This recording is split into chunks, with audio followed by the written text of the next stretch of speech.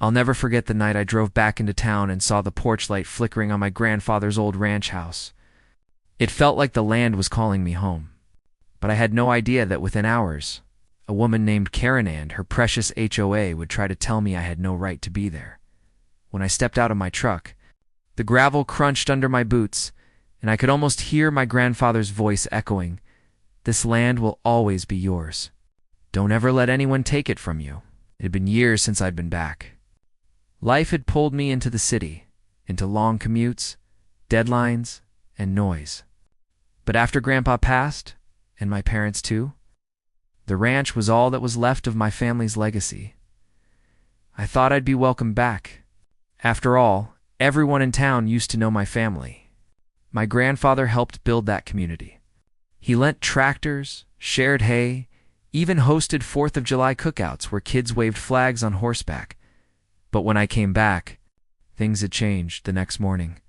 I was sipping coffee on the porch when I heard the sharp clicking of high heels on gravel. That sound didn't belong on a ranch. I looked up, and there she was. A woman in her late 50s, blonde bob haircut, big sunglasses, even though the sun was barely up. She walked like she owned the place. "Excuse me?" she shouted before even reaching the steps. "You can't just be here. This property is under the jurisdiction of the Lakeside Homeowners Association." I set my coffee down slowly, my stomach tightening. "This is my grandfather's ranch. Always has been. I grew up here," she scoffed. "Not anymore. This land falls under HOA oversight now. And you, sir, are trespassing." My blood boiled. Trespassing? On my own family's land? I asked her name. She puffed up her chest. "Karen, president of the Lakeside HOA. We maintain the standards here." She waved her manicured hand toward the dirt road, the barn, the fields. "Look at this place. Overgrown, outdated. This is an eyesore to the community." I couldn't believe what I was hearing. She wasn't just trying to insult the ranch. She was rewriting history. This land wasn't hers. It wasn't the HOA's. It was mine. But here's the thing. Karen wasn't alone. 2 other board members appeared behind her, clipboards in hand. Whispering like vultures circling a carcass, they started pointing. "The barn needs painting. Fencing isn't regulation height in livestock. Oh no, not allowed within HOA limits." That's when I realized they weren't just nosy neighbors. They had a plan, a greedy one. As the sun rose, more of them gathered at the end of the driveway, whispering, watching. I recognized some faces from childhood. Now they looked at me like I was an intruder, like I was the enemy. One older man muttered, "We tried to buy this land after your grandfather passed. He refused. Said it was family land. You should have taken the offer." That hit me. Grandpa knew. He knew they'd circle like sharks the moment he was gone. And now, here I was, back on the land, facing the very people who had tried to erase my family's legacy. I told Karen, "Listen carefully. This ranch isn't yours. It's not part of your HOA. I have the deed, passed down through my family." She smirked, pulling out a stack of papers. "Well, we'll see about that. Until you can prove otherwise, we'll be issuing violations. Daily fines. You'll find it easier to sell. Most people do." There it was, the threat. They wanted me gone. Not tomorrow. Not next week. Immediately, I wish I could say I laughed it off. But the truth. My hands were shaking. Because while I knew the land was mine, I also knew how ruthless these HOA people could be. They had power, influence, connections, but I had something they didn't. Memories, roots, and a promise to my grandfather that no one, especially not some entitled woman named Karen, would take this ranch away that night. I walked the fields under the stars. The wind carried the smell of sagebrush. The barn creaked like it was whispering secrets. I remembered helping Grandpa mend fences, his rough hands guiding mine. I remembered the way he'd look out over the land at dusk, pride in his eyes, and I realized this wasn't just about me. It was about honoring him. It was about protecting family. But the HOA wasn't done. The very next morning, A bright orange notice was nailed to my porch. Immediate compliance required. Karen and her board had filed official violations. Barn structure not approved. Fence non-standard. Livestock illegal. Tractor unsightly equipment. Came with a fine hundreds of dollars per day. It was a full-on assault. I marched straight to their HOA office in town. The building looked more like a fortress than a community office class. Doors. Marble floors. Fake smiles behind the front desk. Karen was waiting for me, sipping tea like she'd already won. "Oh, look who decided to come in," she said sweetly. "Did you bring your checkbook?" I slammed the deed on the desk. "This land is mine. This ranch predates your HOA by decades. You have no right to touch it." Her smile flickered, just for a second. But then she leaned in close. "You think that matters? We control the town council. We control the zoning board. One phone call, and you'll be buried in red tape until you give up." I won't lie. Her words scared me. But they also lit a fire inside me. I told her, "You don't scare me. My grandfather taught me to stand my ground. And that's exactly what I'm going to do." I walked out, leaving her fuming behind her glass desk. But deep down, I knew this was only the beginning. That night, I barely slept. Trucks kept slowing down near the ranch. Headlights flashed across the fields. Once, I thought I heard footsteps near the barn. They weren't just harassing me with fines. They were trying to intimidate me, to make me feel unsafe. But then I remembered something Grandpa once said. Fear is what bullies count on. You want to beat them? Don't flinch. So I didn't. Instead, I started digging. I went through old files in the ranch office, shellowed papers, dated photographs, maps Grandpa had kept, and that's when I found it, a survey map, dated decades before the HOA even existed. It clearly showed the property line, stretching far beyond what Karen claimed. The ranch wasn't just outside HOA jurisdiction, it was its own parcel, immune to their reach. And suddenly, I had leverage. The next morning, I stood tall on the porch as Karen marched back with her clipboard army. "Did you get our notice?" She sneered. I held up the survey map. "Oh, I got it. But here's something for you." Their faces dropped as they realized what it was. Proof. History.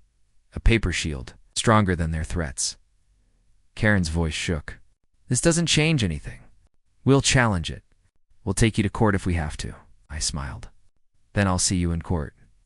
And when I win, everyone will know exactly what kind of scam you're running."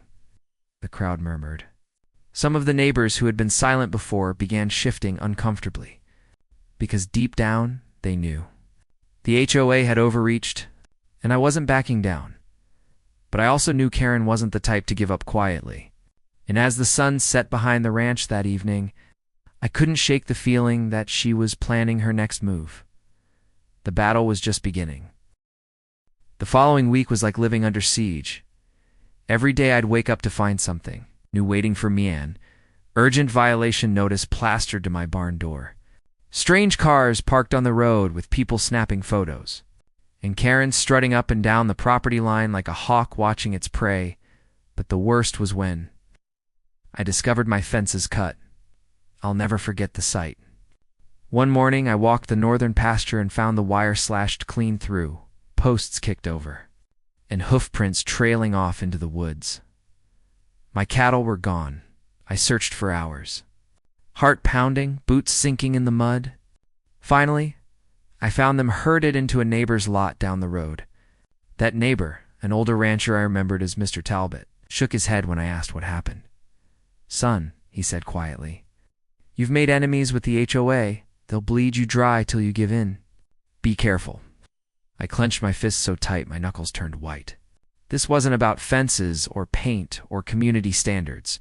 This was sabotage. And Karen was behind it. That night I sat on the porch with a shotgun resting across my lap. Not because I wanted a fight, but because I wasn't going to let anyone trespass again. The cicadas screamed in the trees. Every rustle in the brush made my heart race. At midnight, headlights appeared down the road. A car slowed by the pasture, lingered, then sped off. They were watching me. testing me. By the next morning, Karen made her next move. 2 men in suits showed up at the ranch, flashing legal papers. "Ma'am, sir, we're here to serve notice," one said, handing me a thick envelope. It was a lawsuit, filed by the HOA, claiming I was in violation of community ordinances, that I was lowering property values, and demanding I pay nearly $50,000 in fines or vacate the ranch immediately. $50,000. Stared at the papers, my hands trembling. For a moment, I thought about giving up, selling, walking away. Maybe that's what they counted on, that pressure would break me. But then I looked out across the fields. I saw the old oak tree where Grandpa used to hang a tire swing. I saw the barn where he taught me to ride. I remembered the promise I made. Don't let anyone take it from you. I couldn't back down, so I went to town. I found the one person I thought could help, an attorney named Rachel McLean. She'd grown up in the area, and her father had once been close friends with my grandfather. Rachel looked over the lawsuit, her brow furrowing deeper by the second. "This is harassment," she said flatly. "They don't have jurisdiction over your ranch. But they're banking on the fact that most people don't have the time or money to fight back." I asked her what my chances were. She leaned forward, eyes sharp. "If you're willing to fight, we can win. But it won't be easy. Karen has connections on the council, in zoning, even in the courthouse. She plays dirty." The next weeks were a blur of court filings, meetings, and whispered threats. Neighbors I once knew as kids now crossed the street to avoid me. Old friends shook their heads, warning me to make peace with the HOA. Even the sheriff, someone my grandfather had known for years, seemed reluctant to get involved. But then, something unexpected happened. One evening as I was repairing the fence line, a young boy rode up on his bike. Couldn't have been more than 12. He handed me a folded note. "It's from my grandpa," he whispered, then pedaled off. Inside was a single line, written in shaky handwriting. "Check the county records. 1978. The HOA doesn't want you to know." The next morning, I drove to the county clerk's office. The place smelled of dust and old paper, with rows of filing cabinets that hadn't been touched in years. After hours of searching, I found it, a zoning map from 1978. The year my grandfather had expanded the ranch, and there it was clear as day. An exemption clause. The ranch was officially designated as agricultural land, permanently exempt from residential HOA oversight. I sat back in the chair, stunned. This was it. The silver bullet. But Karen wasn't going to let me use it easily. The moment word got out that I'd found something. My tires were slashed in the courthouse parking lot. My mailbox was filled with hate letters. One night, I came home to find the barn door wide open. Animals spooked. Feeds scattered everywhere. It was psychological warfare. Rachel urged me to stay strong. "They're trying to rattle you. But if we present this exemption in court, it'll destroy their case." Still, I couldn't shake the anger boiling inside me. Why were neighbors I grew up with turning against me? Why was one woman's hunger for control poisoning an entire community? The answer came sooner than I expected. One evening, while walking past the town diner, I overheard Karen's voice. She was inside, talking loudly, bragging to a group of HOA members. "They'll cave." "They always do," she laughed. "Once we bankrupt him, we'll have the ranch divided and sold. Do you know what developers will pay for that lakeside land? Millions." Oh, so that was it. This was never about community standards or property values. It was about money. They wanted to turn my grandfather's ranch into condos, golf courses, vacation homes for out-of-towners. Hearing her say, it lit a fire inside me like never before. The next morning, I confronted Karen at the HOA office. "You want my land because you see dollar signs?" I said, slamming the exemption papers on her desk. "Well, guess what? This ranch isn't for sale. Not now. Not ever." For the first time, her confident smile faltered. She glanced at the paper, then quickly covered it with her hand. "You don't know what you're up against," she hissed. "We control this town. You're just one man." I leaned in, my voice low and steady. "No, I'm the grandson of the man who built this ranch. And I'm not alone. Because here's the thing Karen didn't count on. Word was spreading. The young boy's grandfather, the one who had tipped me off, started talking. Other older residents remembered the exemption too. They remembered how my grandfather had fought to keep the land free, how he'd hosted town gatherings, helped families in need, stood up for his neighbors, and slowly, people began to whisper. Maybe the HOA wasn't as powerful as they claimed. Maybe Karen wasn't as untouchable as she thought. But just as hope began to grow, fight escalated again. One night I was jolted awake by sirens. Fire trucks roared down the dirt road. The barn was on fire. Flames licked the night sky, smoke choking the air. I ran barefoot through the gravel, shouting for my livestock, pulling open gates, herding them out as best I could. Neighbors gathered, some helping, others just watching in silence. By the time the fire was out, half the barn was gone. The smell of charred wood and wet ash hung heavy in the air. The fire chief pulled me aside. "Looks like arson," he said quietly. "Accelerant in the hayloft. Someone wanted this to burn." My chest tightened. This wasn't just harassment anymore. It was war. Karen showed up the next morning, standing at the property line with her arms crossed, a smug smile on her face. "Shame about your barn," she said coldly. "Maybe this is a sign you should move on. Some land just isn't worth fighting for." I wanted to scream at her, to call her out for what she was, but instead I held up the deed, the exemption papers, and the lawsuit notice. "This land is worth everything," I said, voice steady, "and I'll prove it in court." Her smile faded. Because she knew. The tide was turning. As the court date approached, the entire town buzzed with tension. Some sided with Karen, fearful of the HOA's wrath. Others began quietly supporting me, remembering my grandfather's legacy.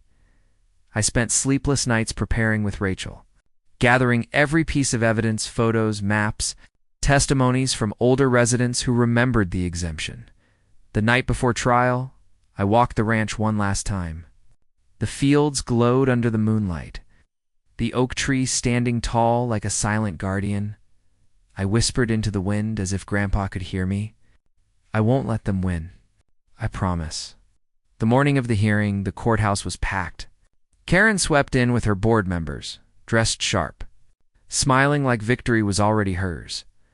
But when the judge entered, and Rachel presented the exemption from 1978, the room fell silent. "This land," she said firmly, "was never under the authority of the Lakeside HOA. The plaintiff's claims are invalid. What's more, we have evidence of harassment, intimidation, and property damage linked directly to members of the HOA board." Karen's face drained of color, and I knew this battle was about to end, one way or another.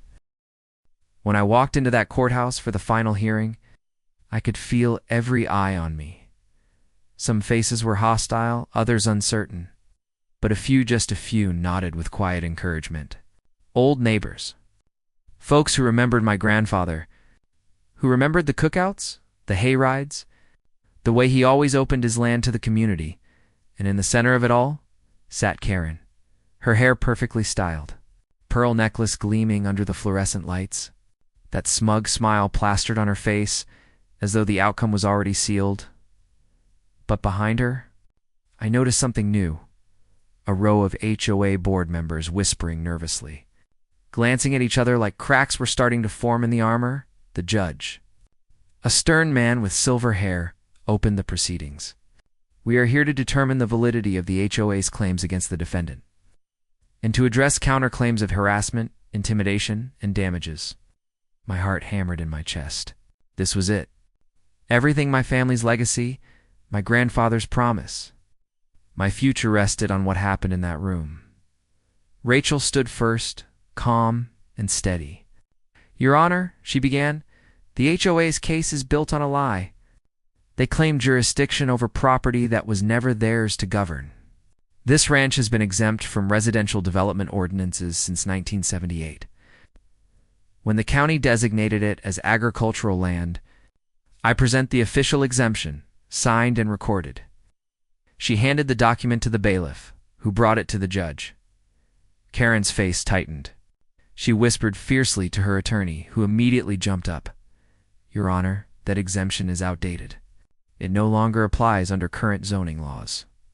Rachel didn't even flinch. Respectfully, that's false. We've confirmed with the county clerk that the exemption is permanent, binding, and legally enforceable. It cannot be overridden by a homeowners association formed years later. Ow! The judge raised an eyebrow. I'll review this. Continue. Then came the testimonies. One by one, older townsfolk stepped forward. People who had been silent for years finally found their voices. Mr. Talbot, the rancher who'd found my cattle, spoke first. I've lived here my whole life. That land has always been separate. Everyone knew it. His grandfather made sure of it. He fought to keep it free when the HOA first tried to expand. And he won. Another neighbor added, the HOA has been bullying folks for years. Most of us just gave in. But this ranch, it was never theirs to touch. Each testimony chipped away at Karen's facade. Her confident smile faltered, her fingers fidgeting with her necklace. Then it was my turn. I stood, hands trembling slightly, and looked straight at the judge. This ranch isn't just land. It's my family's history. My grandfather built it from nothing. He raised cattle, grew crops, and opened his doors to this community. He told me once, don't ever let anyone take it from you. And that's why I'm here. Not just for me, but for him, and for everyone who's ever been pushed around by people like Karen. I glanced toward her, and for the first time, she looked away. Rachel presented evidence of the sabotaged tooth-cut fences, the fire report showing arson, the slashed tires. Your Honor, she said firmly, this isn't just about jurisdiction. This is about a pattern of intimidation. My client has been targeted, harassed, and attacked simply for living on land that legally belongs to him. The judge's face grew darker with every piece of evidence. Finally, Karen was called to the stand. At first, she spoke sweetly, painting herself as a protector of the community. We only wanted what's best. Property values must be preserved. Standards must be upheld. This ranch was unsightly. It lowered the appeal of our neighborhood. But under cross-examination, cracks appeared. Rachel asked, isn't it true that you attempted to purchase the ranch after the grandfather passed away? Karen shifted uncomfortably. We made an offer. Yes. And when the offer was refused, you began issuing violations. Correct? Karen's smile faltered. We were enforcing standards. Rachel pressed harder. Isn't it also true that you spoke publicly about selling the land to developers? That you bragged it could fetch millions? Karen's face flushed red. I don't recall. But the diner owner had provided a sworn statement confirming it. The courtroom buzzed as whispers spread like wildfire. The truth was out. The judge leaned forward, his voice sharp. I've heard enough. The exemption from 1978 is clear and binding. The HOA has no jurisdiction over this ranch. All fines and claims against the defendant are null and void.